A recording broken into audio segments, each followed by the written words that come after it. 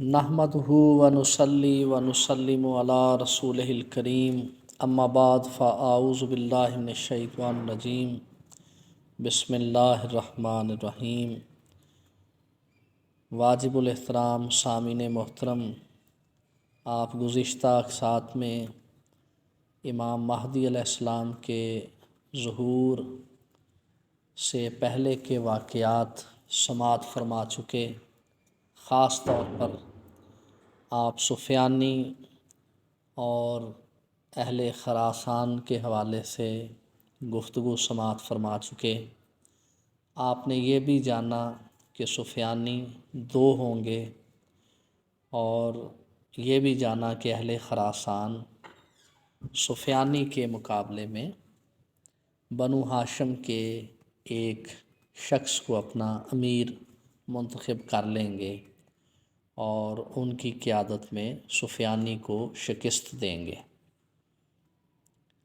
سفیانی کا خروج اور اہل خراسان کا خاندان بنو ہاشم کے ایک فرد کے ہاتھ پر بیعت کرنا، یہ دو بڑی خاص نشانیاں اور انتہائی اہم واقعات ہیں جو سیدنا امام مہدی علیہ السلام کے ظہور کے وقت رونما ہوں گے۔ یعنی حضرت امام مہدی علیہ السلام کا ظہور سفیانی کے خروج کے بعد ہوگا۔ یہ بڑی خاص نشانی ہے۔ سفیانی اول کے حوالے سے آپ بہت کچھ سماعت فرما چکے۔ سفیانی دوم کس قدر ظالم ہوگا، کس قدر شکی القلب ہوگا اور کس قدر بدبخت ہوگا، آئیے اس حوالے سے کچھ روایات کا مطالعہ کرتے ہیں جو کتاب الفتن میں موجود ہیں۔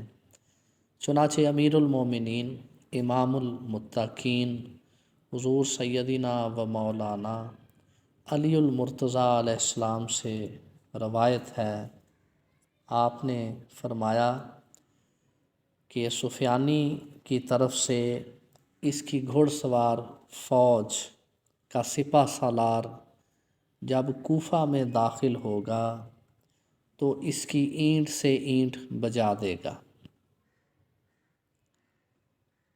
سفیانی اس موقع پر اس بدبخت کو یہ لکھے گا کہ اب تم کوفہ سے مدینہ کی طرف چلے جاؤ۔ چنانچہ سفیانی کا یہ سپہ سالار مدینہ چلا جائے گا اور وہاں قتل عام کرے گا۔ قریش اور انصار میں سے 400 افراد کو قتل کرے گا، عورتوں کے پیٹ چاک کرے گا اور بچوں کو مار ڈالے گا۔ قریش کے 2 افراد، ایک بھائی اور ایک بہن کو یہ شہید کرے گا اور ان کی لاشوں کو مسجد نبوی کے دروازے پر لٹکا دے گا۔ بھائی کا نام محمد ہوگا اور بہن کا نام فاطمہ ہوگا۔ یہ کتاب الفتن میں روایت موجود ہے، اس کا حوالہ نمبر ہے 876۔ اسی طرح کتاب الفتن کی روایت نمبر 877 میں ہے کہ حضور مولا علی علیہ السلام نے ارشاد فرمایا، سفیانی مدینہ المنورہ کی طرف ایک لشکر بھیجے گا تو یہ لوگ آل محمد صلی اللہ علیہ وآلہ وسلم میں سے جس کو بھی پکڑ سکیں گے پکڑیں گے اور ان کو شہید کریں گے۔ اس دوران بنو ہاشم کے مردوں اور عورتوں کو قتل کریں گے۔ اس موقع پر امام مہدی علیہ السلام اور سفید کپڑوں میں ملبوس ایک شخص مدینہ سے مکہ المکرمہ روانہ ہوں گے۔ سفیانی انہیں ڈھونڈنے کے لیے ان کے پیچھے آدمی روانہ کرے گا، مگر وہ دونوں حرم الہی کی حدود میں پہنچ چکے ہوں گے۔ کتاب الفتن میں جو نعیم بن حماد نے مرتب کی ہے، اس روایت کا نمبر ہے 877۔ اس روایت سے بہت ہی خاص باتوں کا پتہ چلتا ہے، وہ یہ کہ سفیانی خاص طور پر سفیانی کا یہ سپہ سالار اپنے امیر کی ہدایات پر، چونکہ یزید کے خاندان سے ہوگا تو یزید کے خاندان کی سرشت میں ہی آل رسول کا بغض ہے، تو اسی ازلی بغض اور شقاوت کی وجہ سے وہ بطور خاص آل رسول کو چن چن کر شہید کرے گا۔ تو یہ وہ خاص وقت ہوگا جب حضرت امام مہدی علیہ السلام اور سفید کپڑوں میں ملبوس ایک شخص مدینہ سے مکہ المکرمہ کی طرف روانہ ہوں گے۔ یہ بڑی خاص بات ہے۔ آپ نے گزشتہ قسط میں یہ سماعت فرمایا کہ شعیب بن صالح کے ساتھ 4000 گھڑ سوار ہوں گے، جو روایت حضرت خواجہ حسن بصری رضی اللہ تعالی عنہ سے منسوب ہے۔ شعیب بن صالح کے لشکر کے 4000 افراد کا اس روایت میں ذکر ہے، اور یہ ارشاد فرمایا گیا کہ ان کے کپڑے سفید ہوں گے اور ان کے جھنڈے سیاہ ہوں گے۔ اس کا مطلب یہ ہوا کہ اس روایت سے جو یہ پتہ چلتا ہے کہ امام مہدی علیہ السلام کے ساتھ سفید کپڑوں میں ملبوس ایک شخص ہوگا، تو یہ ہماری سمجھ کے مطابق یہ شعیب بن صالح ہی ہوں گے، جو بنو تمیم کے موالیوں میں سے آزاد کردہ شخص ہوں گے، اور یہ حضرت امام مہدی علیہ السلام کے ساتھ مکہ المکرمہ کی طرف ہجرت کر جائیں گے۔ یعنی یہ اللہ تعالیٰ کا بڑا عجیب و غریب نظام ہے کہ کبھی رسول اللہ صلی اللہ علیہ وآلہ وسلم مکہ المکرمہ سے حضرت ابوبکر صدیق رضی اللہ تعالیٰ عنہ کی معیت میں مدینہ المنورہ کی طرف ہجرت کرتے ہیں، اور کبھی قرب قیامت میں رسول اللہ صلی اللہ علیہ وآلہ وسلم کے اہل بیت میں سے فرزند آل رسول حضور سیدنا امام مہدی علیہ السلام، جن کا نام محمد ہوگا، کنیت عبداللہ ہوگی، وہ بنو تمیم ہی کے ایک شخص سے، یعنی اسی قبیلہ کے ایک شخص سے کے ساتھ جس قبیلہ سے حضرت ابوبکر صدیق رضی اللہ تعالیٰ عنہ کا تعلق تھا، اسی قبیلہ کے ایک آزاد کردہ غلام کے ساتھ اس بار قرب قیامت میں مدینہ سے مکہ المکرمہ کی طرف ہجرت کریں گے۔ یہ اللہ تعالیٰ کا بڑا عجیب و غریب اور حکمتوں بھرا نظام ہے، اور اس سے یہ پتہ چلتا ہے کہ کبھی وہ ظلمت سے نور نکال لیتا ہے اور کبھی نور سے ظلمت نکال لیتا ہے، کبھی وہ دن سے رات نکال لیتا ہے اور کبھی رات سے دن نکال لیتا ہے۔ یہ اسی کی قدرت ہے۔ کبھی ہجرت مکہ سے مدینہ کی طرف ہوتی ہے اور کبھی ہجرت مدینہ سے مکہ کی طرف ہوتی ہے۔ اسی طرح کتاب الفتن ہی کی اگلی روایت میں حضور مولا علی علیہ السلام سے ہی روایت ہے، آپ نے ارشاد فرمایا، جب مدینہ والوں کو سفیانی کے لشکر کی اطلاع ملے گی تو ان میں سے کچھ لوگ مدینہ سے مکہ المکرمہ کے لیے نکلیں گے، ان میں قریش کے 3 آدمی ہوں گے جن پر خاص نظر ہوگی۔ کتاب الفتن میں اس کا نمبر ہے 878۔ امام ظاہری علیہ رحمت سے روایت ہے کہ سفیانی کا یہ لشکر مدینہ المنورہ میں 3 دن تک قتل عام کرے گا۔ کتاب الفتن میں اس روایت کا حوالہ 882 ہے۔ اسی طرح حضرت عبداللہ ابن عمر رضی اللہ تعالیٰ عنہ سے روایت ہے کہ مدینہ المنورہ کی جنگ کی یہ علامت ہے کہ حاکم مدینہ اس وقت مصر چلا جائے گا۔ کتاب الفتن میں اس روایت کا نمبر 884 ہے۔ حضرت ابو ہریرہ رضی اللہ تعالیٰ عنہ سے روایت ہے کہ مدینہ المنورہ میں ایک ایسی خون ریز جنگ ہوگی جس میں احجار زید کا علاقہ خون میں ڈوب جائے گا، اور ہرہ کا واقعہ اس کے سامنے ایک کوڑے کی مانند، کوڑا لگنے کی مانند معلوم ہوگا۔ پھر یہ لشکر مدینہ المنورہ سے 2 برید یعنی 24 میل کے فاصلے پر ہٹ جائے گا۔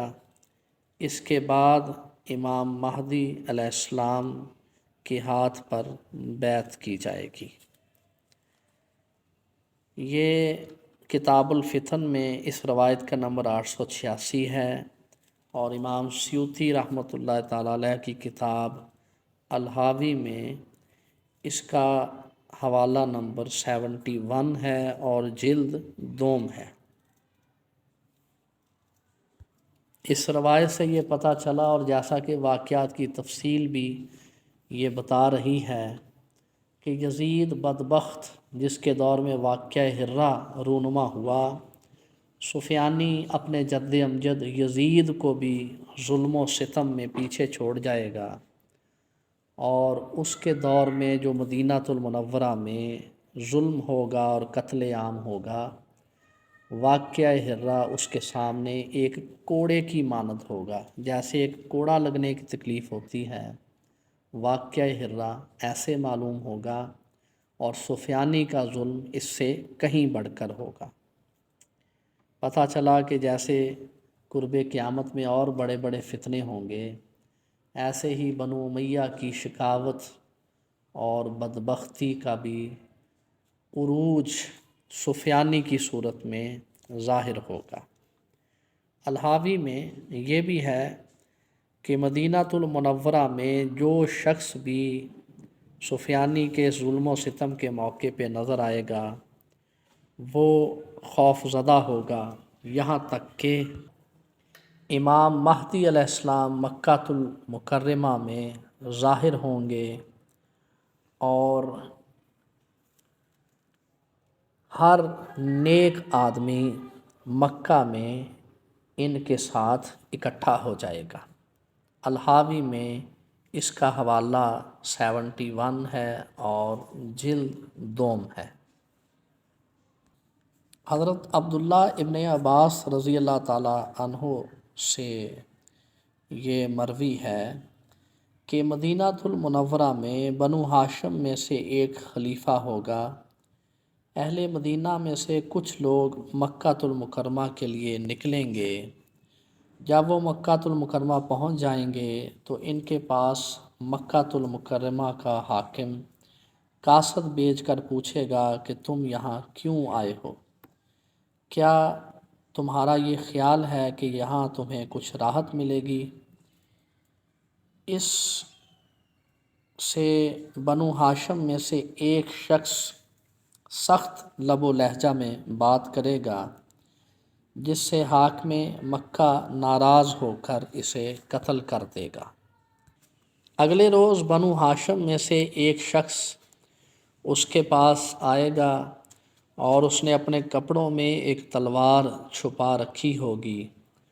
وہ حاکم مکہ سے کہے گا، تم نے میرے ساتھی کو قتل کیوں کیا؟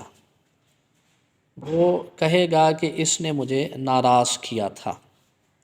اس پر وہ ہاشمی جوان کہے گا، اے مسلمانوں، گواہ ہو جاؤ، اس نے اس ہاشمی کو محض اس وجہ سے قتل کر دیا کہ اس نے اسے ناراض کیا تھا۔ یہ کہہ کر وہ اپنی تلوار نکالے گا اور حاکم مکہ کی گردن اڑا دے گا۔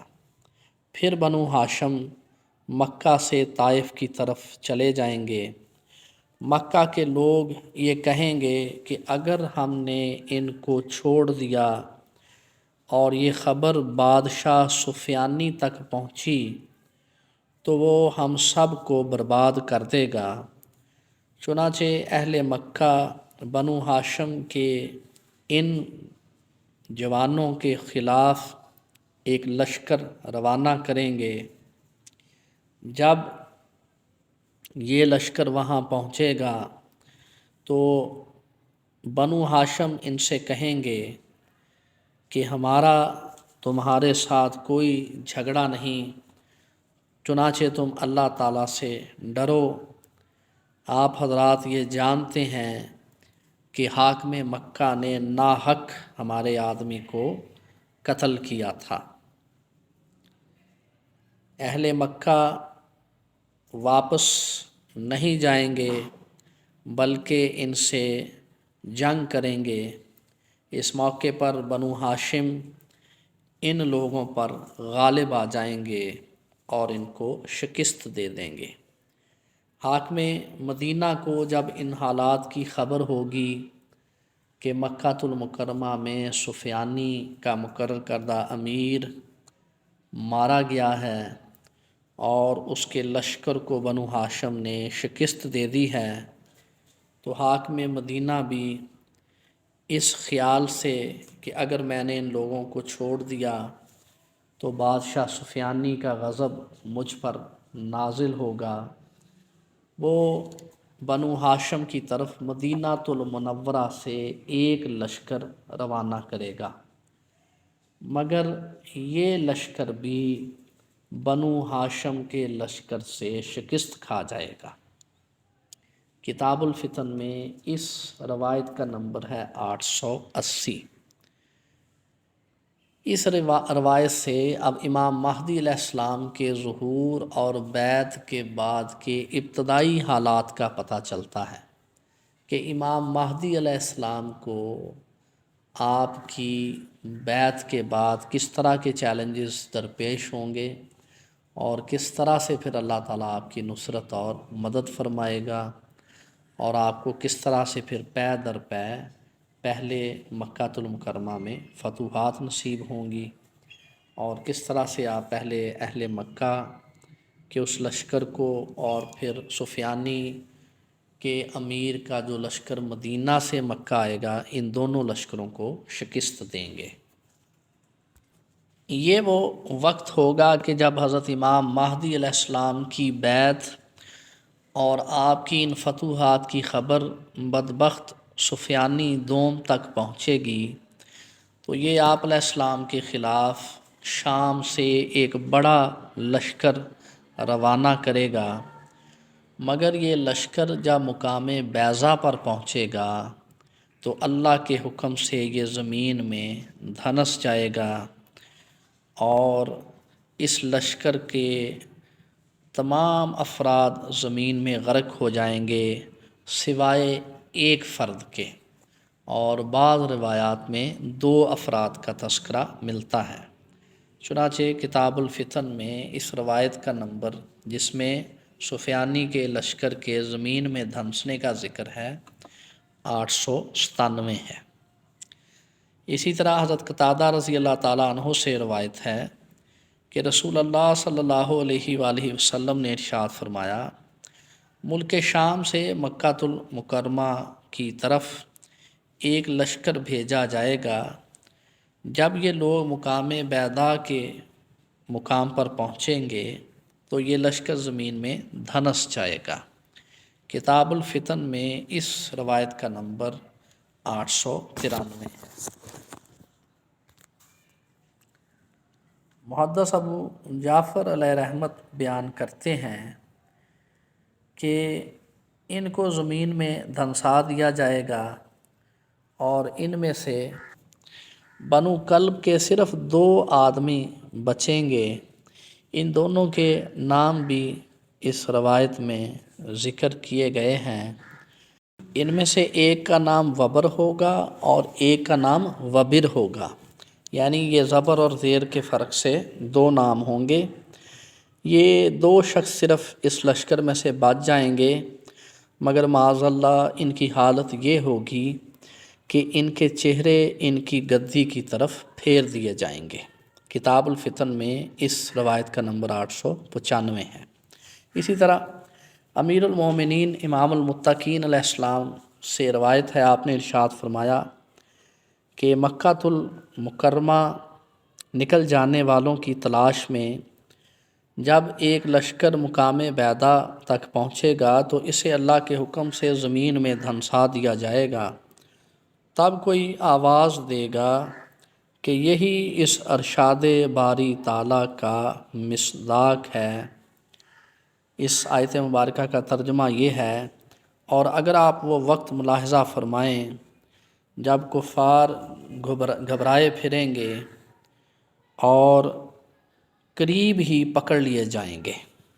یہ سورہ سبا کی آیت ہے اور آیت نمبر 51 ہے۔ اس وقت اس لشکر کا ایک آدمی اپنی اونٹنی کی تلاش میں نکلے گا، پھر جب وہ واپس لشکر میں آئے گا تو لشکر میں سے کسی بھی شخص کو نہ پائے گا اور سارے کا سارا لشکر زمین میں دھنس چکا ہوگا۔ چنانچہ یہی وہ شخص ہوگا جو لوگوں کو پھر اس لشکر کے عبرتناک انجام کی اطلاع دے گا۔ اس طرح حضرت عبداللہ ابن مسعود رضی اللہ تعالیٰ عنہ سے روایت ہے، آپ نے فرمایا کہ اللہ تعالیٰ زمین بیدا کے مقام پر زمین کو یہ حکم دیں گے کہ اے بیدا ان لوگوں کو ہلاک کر دے۔ چنانچہ یہ سارے کا سارا لشکر زمین میں دھنس جائے گا اور صرف ایک آدمی بچے گا، اس کا چہرہ گدی کی طرف پھیر دیا جائے گا اور وہی شخص پھر لوگوں کو اس لشکر کے دھنسنے کی اطلاع دے گا۔ کتاب الفتن میں اس روایت کا نمبر 902 ہے۔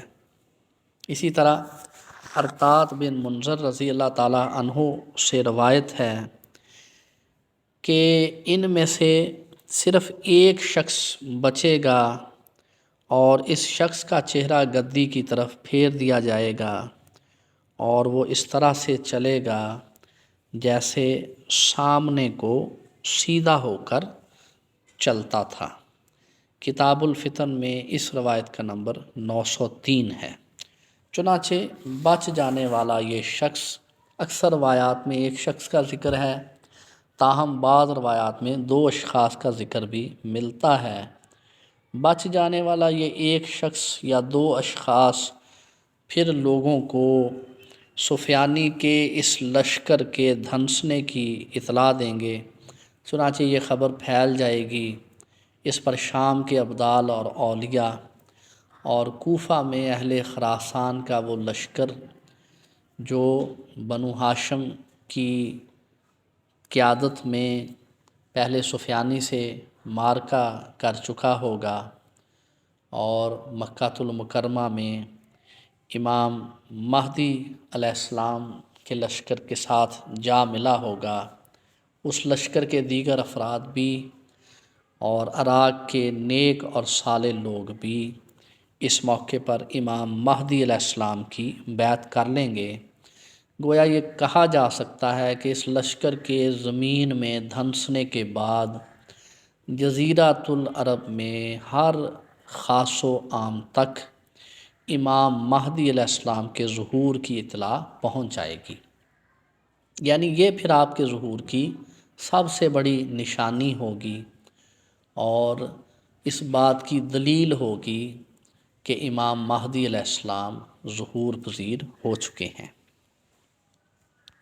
اس قسط میں آپ نے امام مہدی علیہ السلام کے ظہور کے ابتدائی واقعات سماعت فرمائے اور سفیانی کی تباہ کاریوں کا ذکر بھی سماعت فرمایا اور اس کے لشکر کے دھنسنے کے حوالے سے بھی کچھ روایات کا ذکر فرمایا۔